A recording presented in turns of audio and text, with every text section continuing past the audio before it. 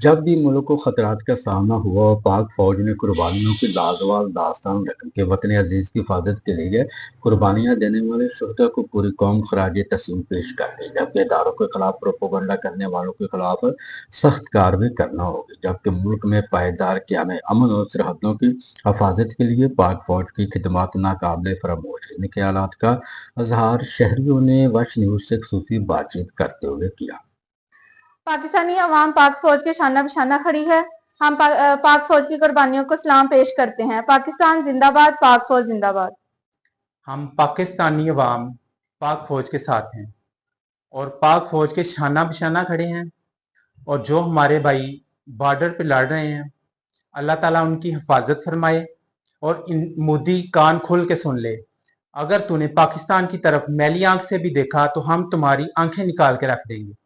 उनका मजीद कहना था कि पाक फौज के जवान हमारे कल को महफूज बनाने के लिए अपना आज कुर्बान कर रहे हैं और दूर पाकिस्तानी कौम अपनी अफवाज के साथ खड़ी है। और अगर भारत ने कोई हरकत की तो इनको नानी याद आ जाएगी और हम इनका ऐसा हशर करेंगे कि वो दोबारा ऐसा सोच भी नहीं सकेगा। कैमरा मैन के साथ वाच न्यूज फैसलाबाद।